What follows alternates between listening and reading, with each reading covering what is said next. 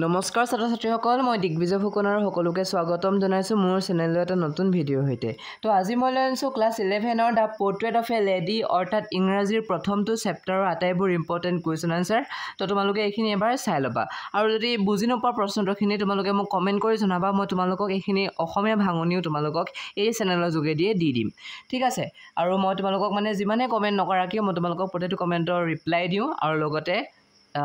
যি কৰি বুজি নাপালে বুজাই দিওঁ ঠিক আছে এবাৰ চাই লোৱাচোন আজি কি আনিছোনো তো প্ৰথমটো কৈছে describe the character of the narrator's grandmother in the portrait of a lady তাৰপৰা সেকেন্ড প্ৰশ্ন কৈছে এনসাৰ তোমালোকে পঢ়ি চাবা ঠিক আছে বুজি পাব পাৰা বা নেপালে মই তোমালোকক বুজাই দিম তাৰপৰা 2 নম্বৰ কৈছে how does the grandmother spend her time during the day এনসাৰটো কি দেখা আছে এবাৰ পঢ়িবা নেক্সট হেলে how does the narrator feel about his grandmother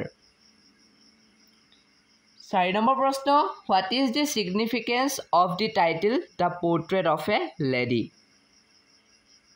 তো সোৱা মই তোমালোকক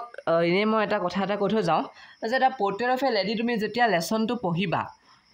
তুমি তাত গম পাবা যে তাত এই মহিলা গৰাকীৰ একো ফটো বা পোৰ্ট্ৰেট মানে কি এখন পেইন্টিং বা ড্ৰয়িং কিন্তু মহিলা গৰাকীৰ বা হে লেডি গৰাকীৰ একো তাত ফটো কথা কোৱা হোৱাই নাই তাত এগৰাকী গ্ৰেণ্ডফাদাৰ মানে পয়েটৰ গ্ৰেণ্ডফাদাৰৰ কথাহে কৈছে গ্ৰেণ্ডফাদাৰৰ পোৰ্ট্ৰেটখনৰ কথাহে কৈছে হয়নে তো তাত গ্ৰেণ্ডমাদাৰ ফটো নাই দেন কিয়নো হে চেপ্টাৰৰ নাম দা পোৰ্ট্ৰেট অফ এ লেডি হ'ল খুবেই ইন্টাৰেষ্টিং নহয় জানো তো এটোৱে হে কোৱেশ্চনটোত কৈছে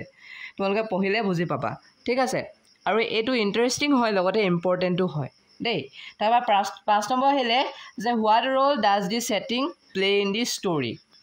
6 নম্বৰ প্ৰশ্ন how does the grandmother react to the narrator's departure for the city